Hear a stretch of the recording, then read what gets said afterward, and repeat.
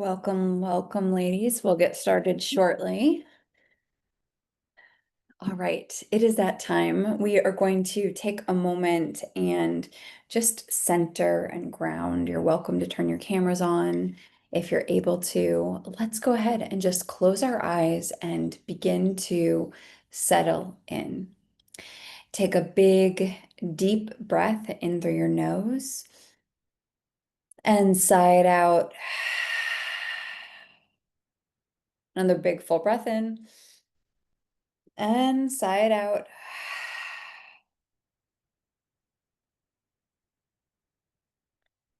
Allow yourself to arrive in your body in this moment.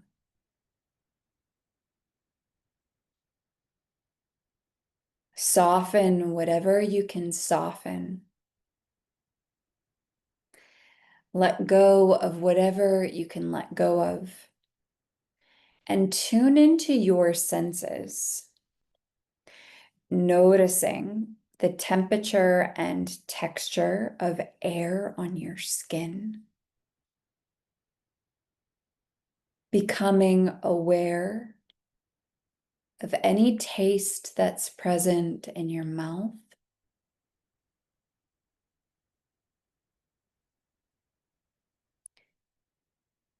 Noticing the smells that are coming to you.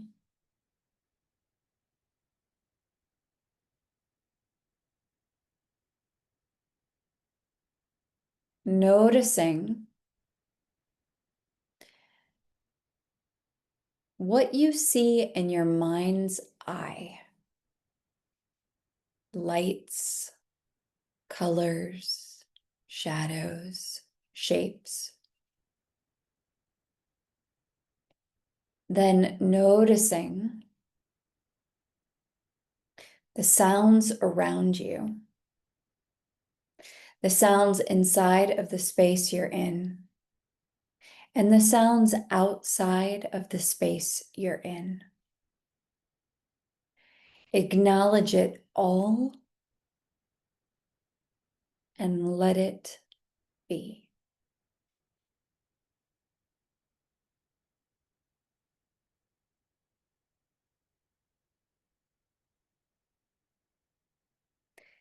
Take a moment to set your intention for our time together today.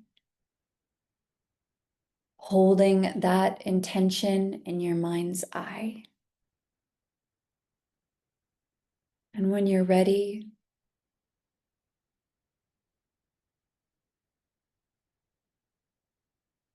let it go. And then opening your eyes and coming back to this place from wherever it is that you just went, and grab your workbook. If you're able to, please turn on your camera so I can see your beautiful faces. I've missed you all so much. And we are going to go ahead and fill out this week's check-in for the week of this week, June. We're in June. We're halfway through the year. So I have to say that while I was out, I did one check-in, and then I decided that, yep, I wasn't going to be checking in, and I'm going to have a month where I didn't do a reflection. And I know next year that's really going to bother me, but I'm going to let it go for right now. But we're going to take 5 minutes and we're going to write out all of our personal and professional wins from the last week. So take a few minutes and write out your personal and professional wins from the last week.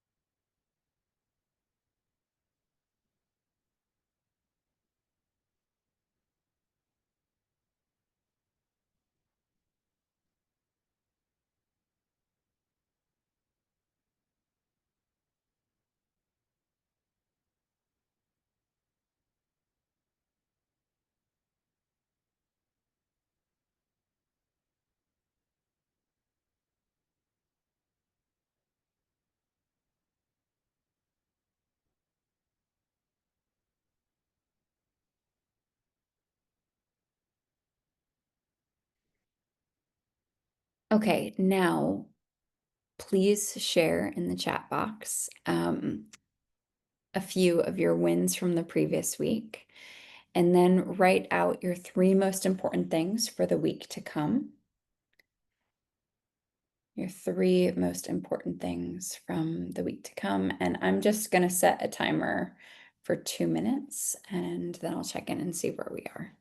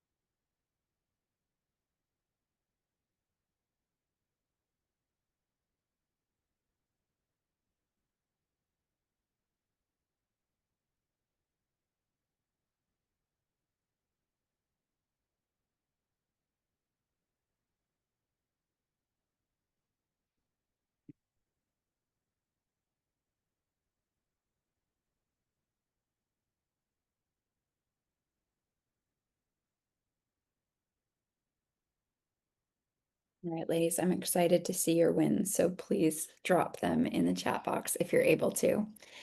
And now, I am okay.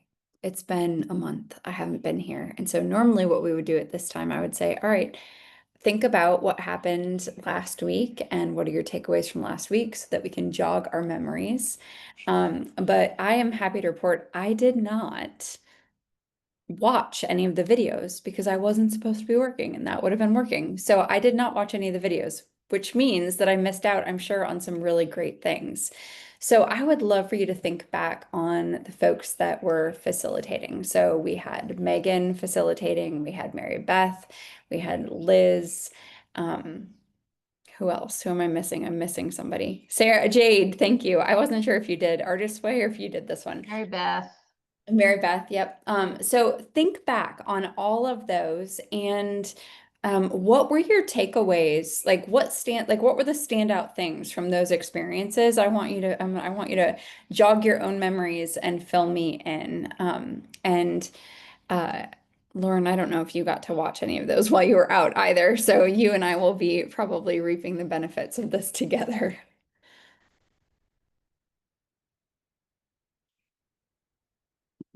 Yes, Liz. I wasn't able to see all of them. I love the process that Jade took us through with the story because um, it was very expansive. So it was something I haven't done like that with this. I just thought it was really cool and it was really fun to see what came up and it was a fun ride and also kept me thinking about it long after, which I always love. So I love that. And I know I put in the thing last night. Mary Beth's, yeah, they were all great. I just did Mary Beth's last night. And I think the timing was just great because she was talking about what are we holding on to maybe too tightly and what do we need to let go. And I am both doing that physically and emotionally right now with on getting a house ready to sell and all that comes with it and downsizing, etc. So yeah, it was just really great to the ones I was able to attend were really helpful. So those are two things that stand out for me. Liz, what do you think it was about in particular that Jade did that like stood out to you about those exercises? I think it was different than anything I've done before. She's also such a great facilitator, so that helps. And I trust her implicitly, so it was fun to go with her on that. And I knew good things would come of it, so it was a fun exercise. It was just different than anything I've done before. So, Mhm. Cool. and plus just her energy that she brings to it, and you can tell how passionate she is about it and how much she wants to share it, and was excited that what we were able to come up with. So I just wish we'd had more time, but that's it. Thank you. All right, what else? What else from the past month?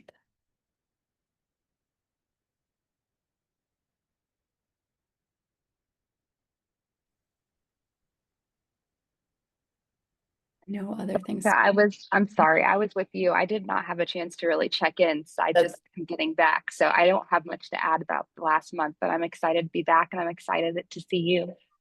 likewise, thank you. I figured you didn't have a chance to get those. I mean, I definitely did not. Um, yeah. Any other thoughts?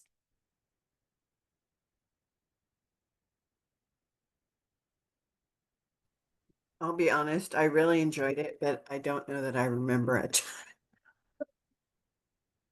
I totally get that. I remembered Jane's because it was so different from what we usually do, and I loved it. And I remember the way that Mary Beth presents, and because she has a very beautiful speaking voice. So I remember that very much. And I like the way she presents, but I'll be honest, it's sort of, me in mornings. So I enjoyed the ones I got to very much, but I don't know that individual things necessarily stuck with me. I totally get that. Thank you. All right. Well, I wanted to like give you all a little bit of an update on my last month because it's been pretty interesting. And just kind of give you an opportunity to ask some questions. And then I have something I want to read to you and I want you guys to journal about and think about. Um, so that's where we're going. So over the last, who was in the Artist Way group on Friday last week? Was anyone? Okay, so T, you're gonna get to hear some of this stuff over again. Um, so I think a lot of you know I did a prolonged water fast over that month of being out. And what that prolonged water fast, there's a lot of reasons why you would do something like that if you have if you're in a position like I'm in right now. The main reason I think people come to a prolonged water fast is because they're looking for what's called autophagy. And so autophagy is the process of cells, like so if when you do a prolonged water fast and the only thing you're bringing into your body is water, then your body starts eating its fat cells. And then after it's done with the fat cells and you get there pretty quickly, it starts I don't have a better word for this. This isn't exactly scientifically correct, what I'm going to tell you, but it's like the metaphor for, for it. The cells are like regenerating themselves at a high rate during that time. And it's like they're eating the unhealthy cell. After they go through your fat cells, they go to the unhealthy cells. So in my case, hopefully the cancer cells. Um, and so people have been known to completely eliminate small cancers, sometimes larger cancers. I know somebody who had stage 4 brain cancer that took care of it through autophagy. Um, so there are reasons why you would do that. I had no expectations going into that. I just knew very strongly I needed to do it. I needed to do this thing. And I had a hunch that it wasn't the autophagy that I needed to do it for, but I do not feel like I caused my cancer And I do feel like the way I've been living my life as an entrepreneur over the past 8 years has contributed to a life with tremendous amounts of stress. And we know that stress is a high contributor to cancer growth. And I knew that something needed to radically shift and radically change for me. And when I was told that during a fast like this, you cannot work, well, that was the thing that scared me the most. And what I tell all of you often and other coaching clients is that if it scares you, it's probably the thing you most need to do, right? And so, sitting with that within like after the gut punch of being like, yeah, you can't work for a month, I was like, okay, that is like pretty quickly I came to the conclusion that is what I needed to do. And things fell into place very quickly for me to be able to do that. So, and I will tell you, being 2 weeks out from this, I don't feel like I'm feeling sensations that I wasn't feeling before in the breast that the cancer is there. I don't think that it eliminated my cancer. I think that the fast actually gave me a much greater gift than that. I think that it brought my nervous system back to factory settings. So my nervous system is now, I feel more grounded. I feel more connected to my intuition and my inner wisdom and my core self than I have felt in, I don't know, maybe ever, to be perfectly honest. And so I feel like now, this isn't necessarily what I expected the outcome to be, but I didn't really have a ton of expectations on what I wanted the outcome to be. I have this, I don't want to ever test the universe. So I don't want to be like, yep, I'm doing this so that we're going to get cancer elimination or whatever it is, and then be really disappointed on the other end that that didn't happen. So I didn't set that bar or that expectation for myself, but I do feel like I was given this gift. And then there were some really like very, I think you guys know I don't love the word woo, but I don't have another word for it. There were a lot of like spiritual, energetic experiences that happen to this. There's a shaman that actually holds Dr. Katie Deming's container. We don't ever meet with him. He does the remote healing. And so I did work with him. He worked on my light body while I was sleeping. And that was a really interesting experience because I know remote energy work is a thing. I mean, I'm Reiki certified. I've done it. I don't know. I can't explain how it works. I just know that it works. And I know it worked. Something worked very well for me that this shaman did. And getting to be a part of this container, this fasting container, because it was a lot of other people going through the fasting process, working with Dr. Katie Deming, and she brought us together every day. She's on the West Coast. She's in Portland. So her calls were at noon. They were at 3 for me.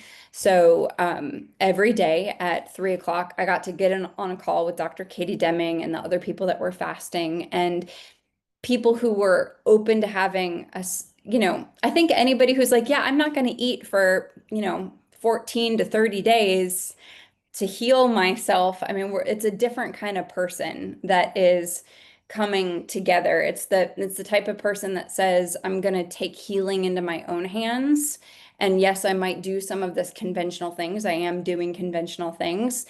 And I know that the body has a huge capacity to heal. So those are my people, and getting to be on a call daily with folks like that who have that type of worldview, that type of life view, has been just absolutely tremendous. And I'm continuing to stay a part of this community. She's got a membership that I've joined. So I got to be on that call yesterday, but to continue to stay in that type of mindset that we not like everybody in this particular community, none of us feel like we're fighting our bodies. None of us see this as a fight or anything like that. It's really true healing that we're working on together.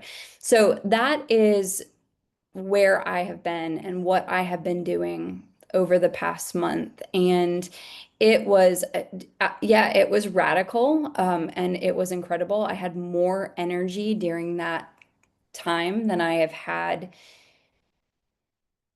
I don't remember. I don't know that I've ever had the amount of energy. And it's kind of come down since then, since I've started after refeeding, like my energy, it's not as high. But I don't know. I think a lot contributed to that. And part of this piece of what I want to talk about is something I want to talk about with all of you.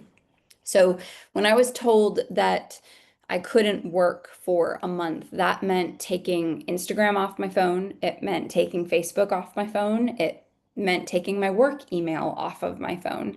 So I took all of that off of my phone so that my phone would just be text messages and phone calls. And even if there was a way for me to have filtered who could have contacted me during that time, I would have. Maybe there is. I'm not that tech savvy. I probably could have called Jade and she might have known how to do that. But I really, I was told to treat that time like a true vision quest, and I did. And I did not set an alarm for the entire, 30 days that I was out, and that's radical. I teach morning yoga classes, 6:30 to 7 a.m. Tuesdays and Thursdays, most mornings, which affects my sleep at night because I'm starting to worry at night about making sure I get up in the morning and everything's in place. I teach and had been teaching a Monday night yoga class, so it's like I would work all day, and then even if I had a little chunk of time, it's like you don't stop working because you got to go teach this yoga class. So there was so much weighing on my psyche all the time when it came to work and to commitments. And I literally stopped all of it, all of it. And I think that my nervous system responded really, really well to that. But if there's something that we need to heal in our lives, be it a relationship with work, be it a relationship with food, be it a relationship with a dis-ease within the body, whatever we need to heal, so often the first thing that we think about is like, what can I put in? What can I add? Do I need to read a book? Do I need to listen to a podcast? Do I need to take a course? Do I need to do a thing? Do I need to take a medication or a supplement or, like what is that? And for me, a radically taking out of my life is what happened. And I know that it freed up so much brain space and stress. And so I want you to take a minute and I want you to think about like what is causing you, maybe it's an actual disease or it's just dis-ease. What is causing you stress and strife in your life right now? I want you to just take a few minutes to jot that down.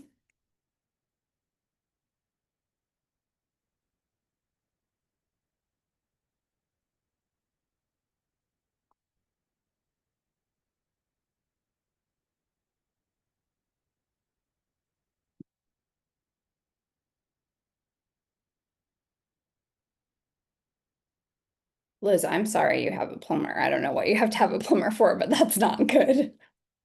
I'll just add, okay, y'all, the very first week that I was fasting, it was a huge adjustment, right? Like not being able to just go do work. I'm like, what do I do with myself? I did 3 1,000 piece puzzles in the first 4 days of the fast because I had no idea what to do with myself. I'll just tell you that.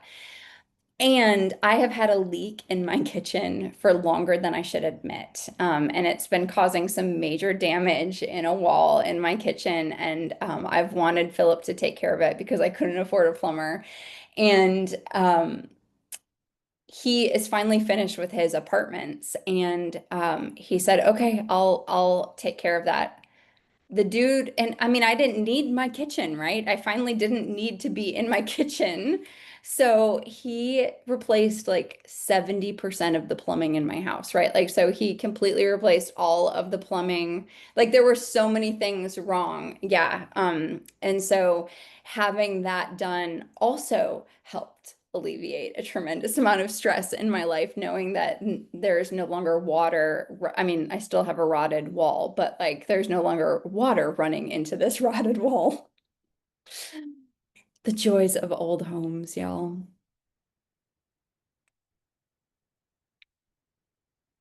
Okay, now next to the stress that's happening in your life, I want you to write down what of the things that you've done already to try to alleviate that stress, if anything.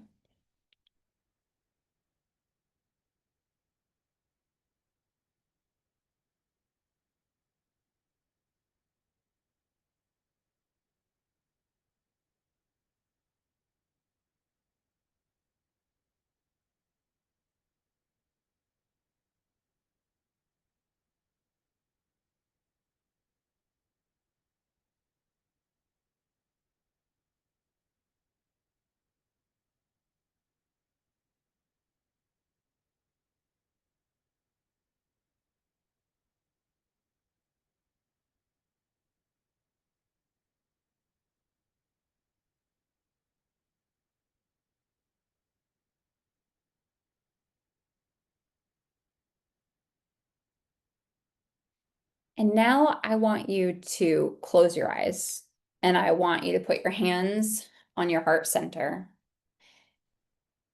And I want you to ask yourself what you really think you need around this thing that's causing you stress. And I want you to think about it more from a place of like, what needs to be eliminated from your life? Like, what do we need to remove in order to eliminate this stress? And something might bubble up right away. Nothing might bubble up. It's okay. Whatever does or does not come up, there's no right or wrong here. But if there's even something in the back of your head kind of niggling at you, I want you to pay attention to that.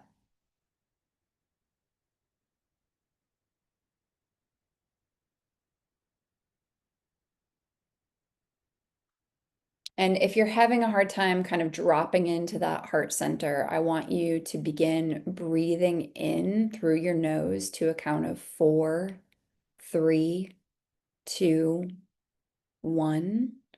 Hold 4, 3, 2, 1.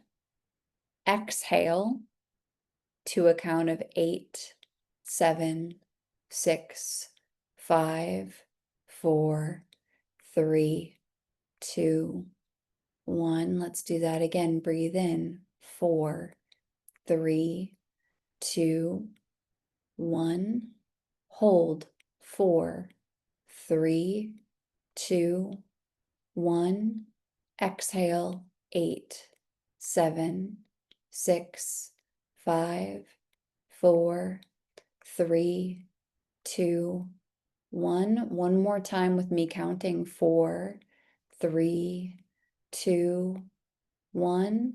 Hold. 4, 3, 2, 1. Exhale. 8, 7, 6, 5, 4, 3, 2, 1. Now keep trying to breathe into that rhythm, breathing into a count of 4, holding to a count of 4, lengthen the exhale to a count of 8.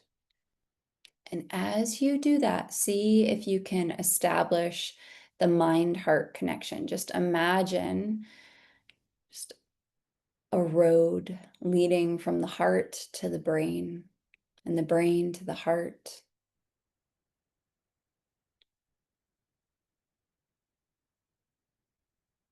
Just connecting those two energy centers in the body. And thinking about what you need to help this stress, what you truly need. Is it something that needs to be taken away?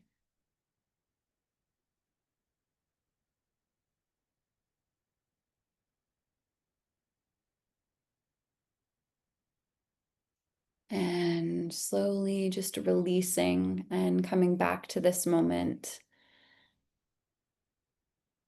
And if you need to jot anything down, go ahead and do that.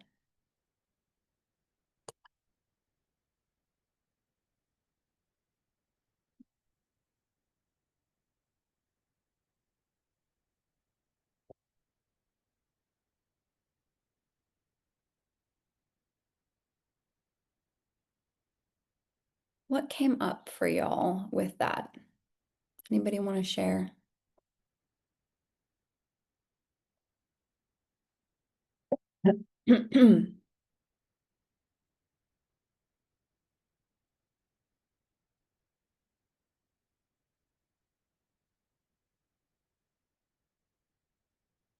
Yeah, T. Sorry, I had to write it down. Um, so one of mine was financials, money. Um, I just had to put money down for 4 crowns.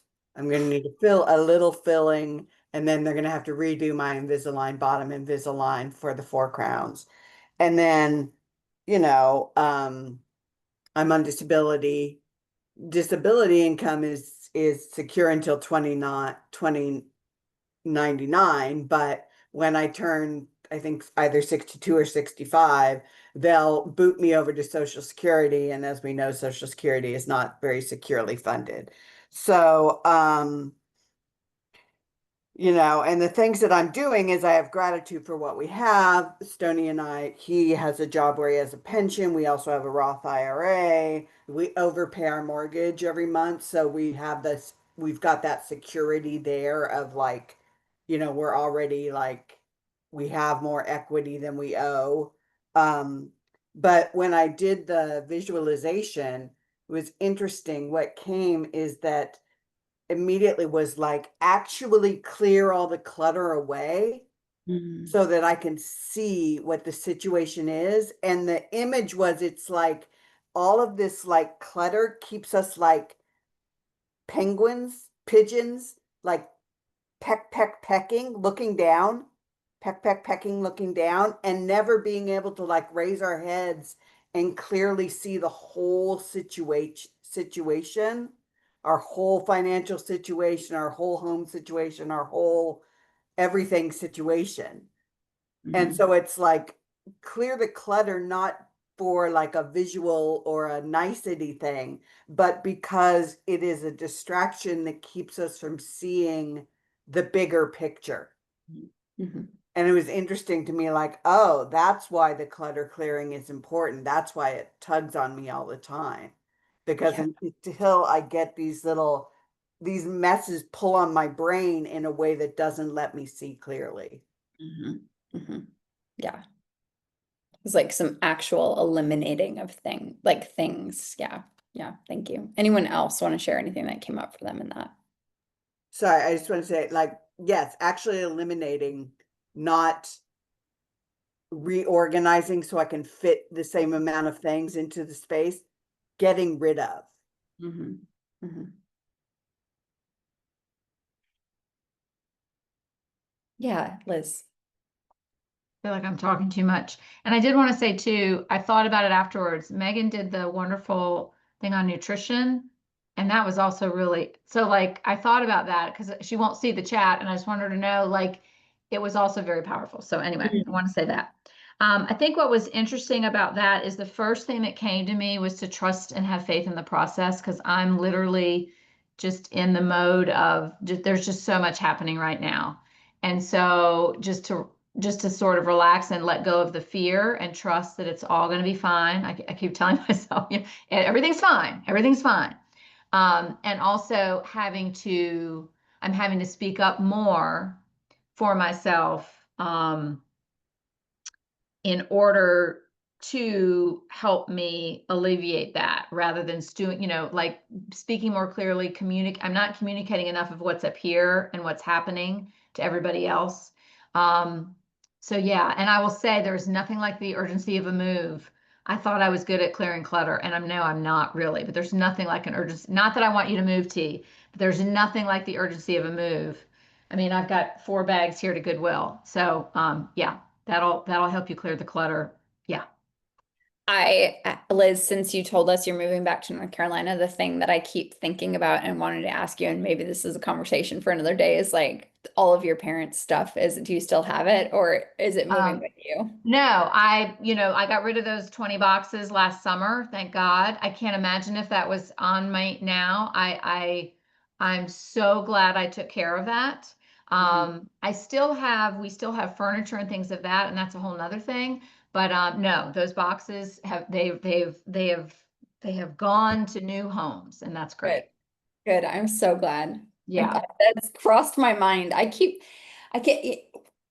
some of you know this. I'm gonna do a raw revival, but it's going to be 100 days and it's going to be very different from how we did Raw in the past. So it's a reimagining of Raw, so to speak. But because I've been thinking so much about Raw, one thing keeps coming up is how we had those stalker cards when we'd pull an Oracle card and we get a stalker card, and it was like the clutter clearing card like came up over and over and over again. I'm like, man, we all got some clutter we need to clear. That's been on my mind quite a bit. Okay, I'm also curious, do you guys have any questions about what I did? Like, yeah, Go T. T. Then I will go. So, researching me. So I was really interested. So I went and I read a whole NIH review thing, and there's a lot of good research about it. They're not sure quite about how to recommend it, Mhm. because of the timing and the efficacy, and whether to, at what point to recommend it to cancer patients, or, full fasting, or how long, and then intermittent fasting at what point. But it looks like there's some really good research, and I'm really glad that you brought that to my attention. And I'm just really interested in it, and so glad to see that there's just some really interesting research. And then also, I think even if that is not, it makes such sense to me that if you're going to go into a conventional treatment system, you need to be in your. But I am curious, like, how hard was it in those first days to just Mm. break the habit? Yeah. I want to speak to two things. So I cannot tell you all how many. So I had so much going into it. I had so much faith in like the what I was doing. And I didn't know a lot of research on it, but like it was just so aligned that it didn't even matter to me. But the person that I worked with, so I think part of what made it feel so okay is the person I was working with actually, she was like the head of Kaiser in the Pacific Northwest for oncology.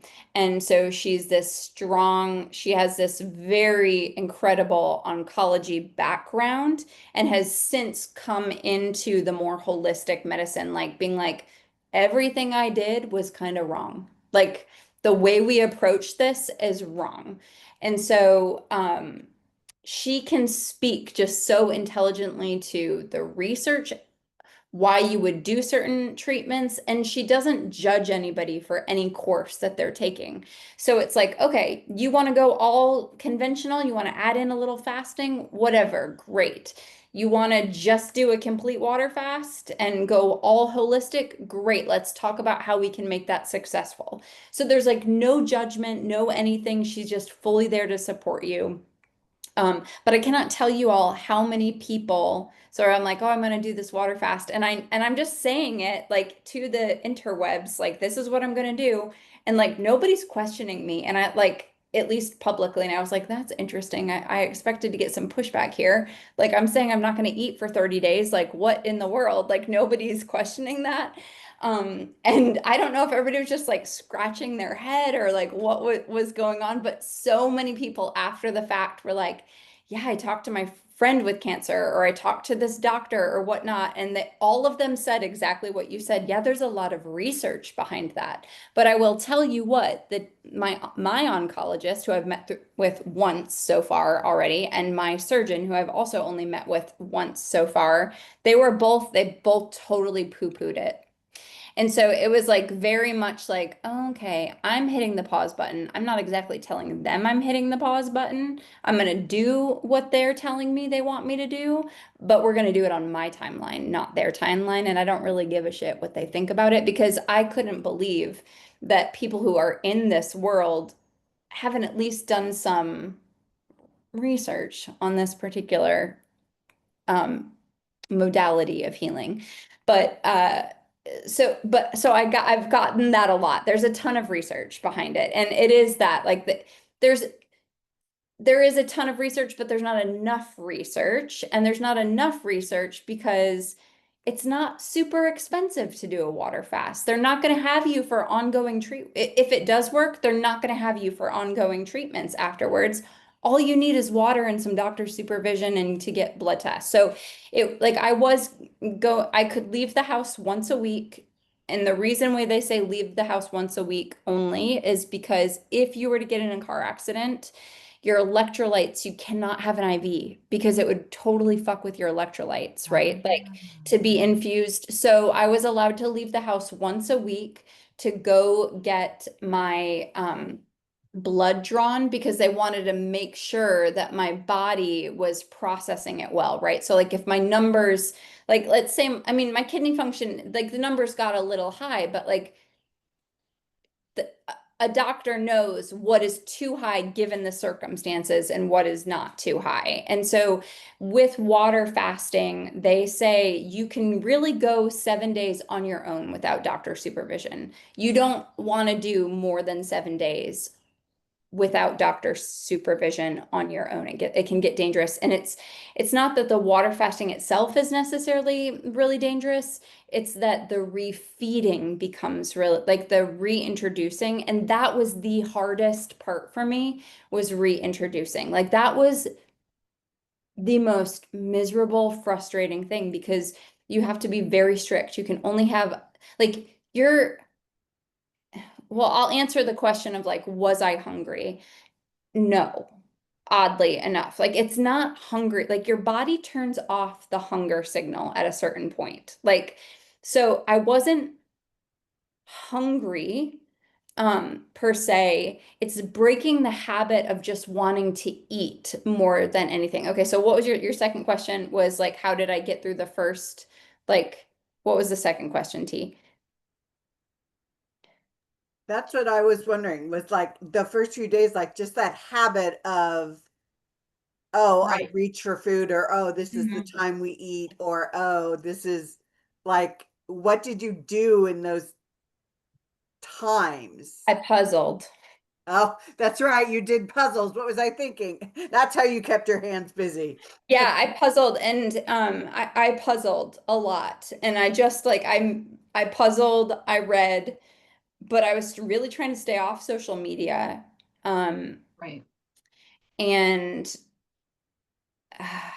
like I wasn't even like, if I was sleeping at Philip's house, like because my phone is normally my alarm, like I would leave my phone here. Like normally I doom scroll before bed, and like that's not healthy. I'm leaving, like I made a whole list of what I'm not doing going forward.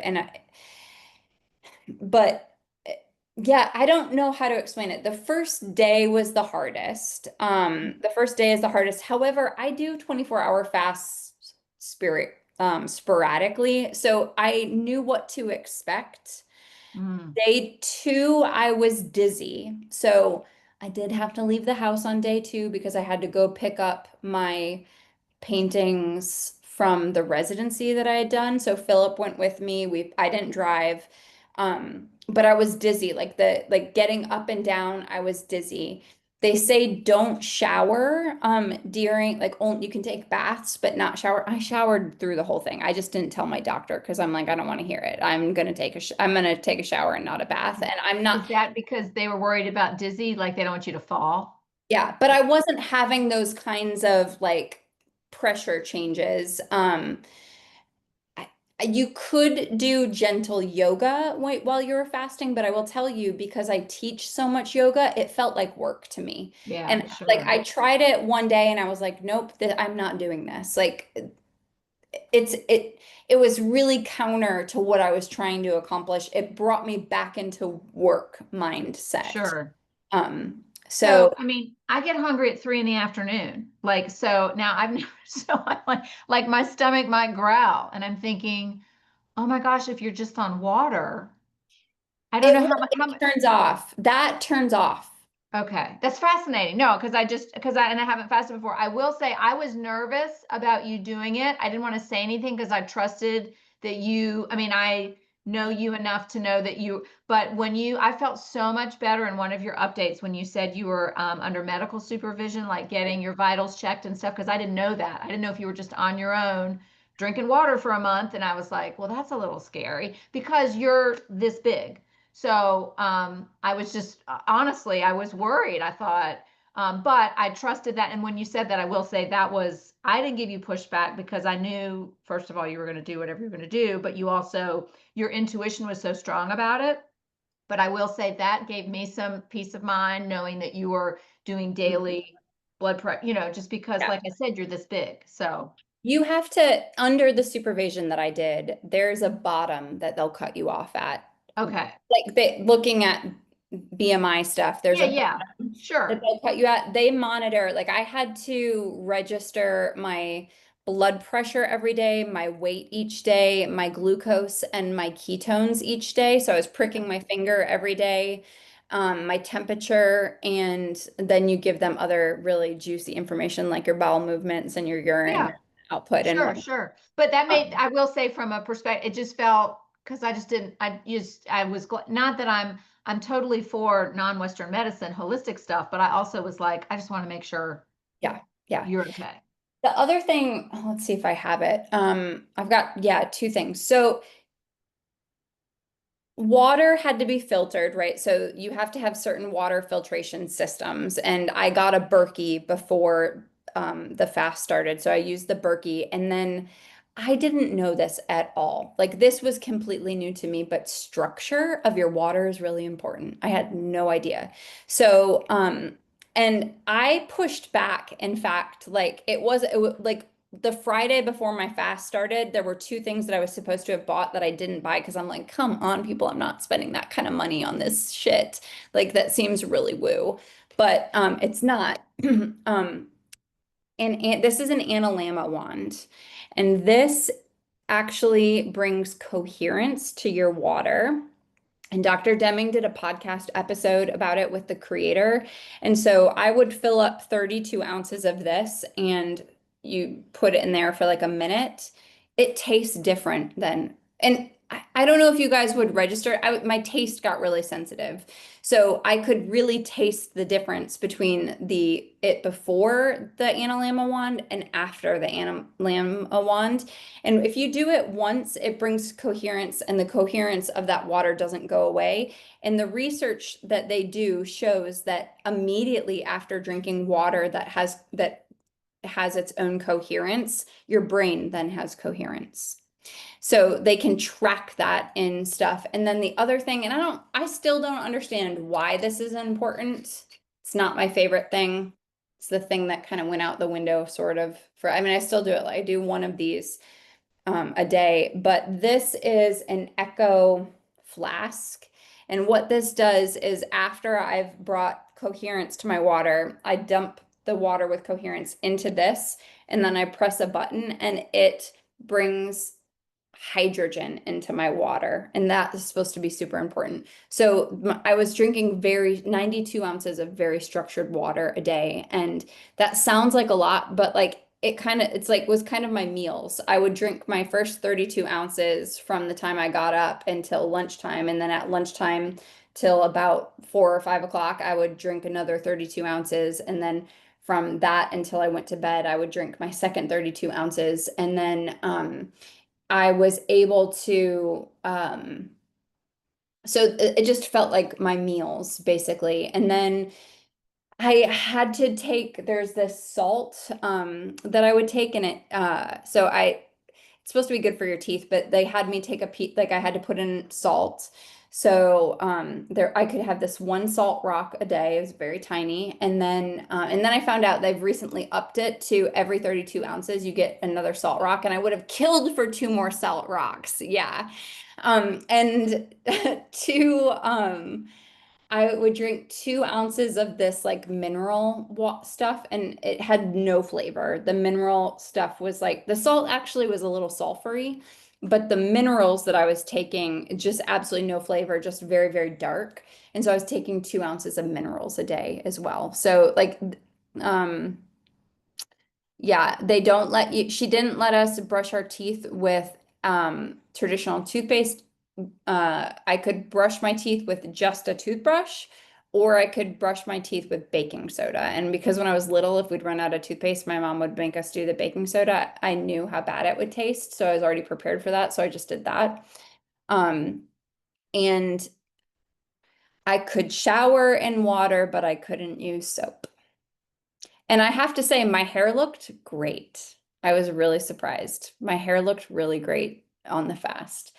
And like the other thing that's a little interesting is, I've had past disordered eating. So that was the only piece for me where I was a little bit nervous about the fast, but it really healed some stuff for me. It's a little bit hard to explain, but like first there was the experience of dropping a lot of weight fast, which I don't know if any of you have ever had that experience, but that was really uncomfortable. I I was like, oh, I like being strong. I like being strong. Like I had this really sensation of like, oh, I like my body as it is. I don't need to lose any weight here. And so that felt really weird. In a fast like this, it's very predictable, it's pretty predictable. You'll drop about a pound a day in the first week. And then after that, it's about half a pound a day. And that is pretty much on par with what was happening for me. And then almost like I'm within 4 pounds of the weight when I started. So I'm about 4 pounds less than the weight when I started. So it came back just like that. And, that was the concern of my surgeon. He was like, you're at a perfect BMI for surgery right now. I don't want you to lose any weight. So when I first asked about this, I was like, okay, how do I get back to that BMI? And she's like, oh, just schedule it for a month after and you'll be back. And that's pretty on par with where I'm at. And yeah, I feel like there's one other thing I wanted to tell you all about. I'm trying to think of things that might be interesting to you that I can think of that happened during the fast, but there's so much from a spiritual standpoint that I'm not even getting into here that like was really incredible. So maybe we need a part 2. I don't know. Is this interesting? Is this an intro? Do you guys want to know more about this? Okay. Okay. I had one more kind of exercise for you all. Do you have any questions before I move on? No. Okay. If you think of things that you want me to talk about on the fast, let me know. But next week, what I'm thinking I'm going to do is I'm going to get into like the more spiritual aspects of what came up for me on the fast. But in yoga today, I read not the 19th, but the June 20th, Mark Nepo's reflection, and it's his book, The Book of Awakenings. And I had written a piece right before the fast about how I felt like I'd been caught in a riptide and how it was about learning to float, right? And so some of you may or may not have noticed, but my sign off, I've been signing off Together We Float instead of Together We Rise. And I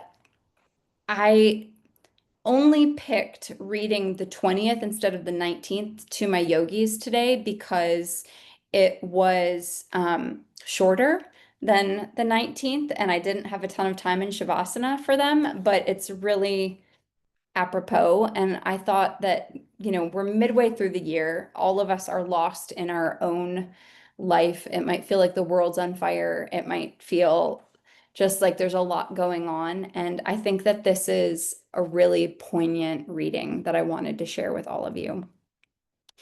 Learning how to float. When we stop struggling, we float. When first learning how to swim, I didn't trust the deep. No matter how many assuring voices I heard from shore, I strained and flapped to keep my chin above the surface. It exhausted me. And only when exhausted did I relax enough to immerse myself to the point that I could feel the cradle of the deep keep me afloat. I've come to understand that this is the struggle we all replay between doubt and faith. When thrust into any situation over our head, our reflex is to fight with all our might the terrible feelings that we are sinking. Yet the more we resist, the more we feel our weight and wear ourselves out. At times like this, I remember learning to float. Mysteriously, it required letting almost all of me rest below the surface before the deep would hold me up. It seems to me almost 40 years later that the practice of finding our faith is very much like that. We need to rest enough of ourselves below the surface of things until we find ourselves upheld. This is very hard to do. But the essence of trust is believing you will be held up if you let go. And though we can practice relaxing our fear and meeting the deep, there is no real way to prepare for letting go other than to just let go. Once immersed, once below the surface, it is not by chance that things slow down, go clear, feel weightless. Perhaps faith is nothing more than taking the risk to rest below the surface. That we can't stay there only affirms that we must choose the deep again and again in order to live fully. That we must move through the sense of sinking before being upheld is what trusting the universe is all about. Wow. All right, ladies. Yeah. I hope you float. Have a wonderful day. I will see you all soon. You welcome back. Thanks. Bye, everyone.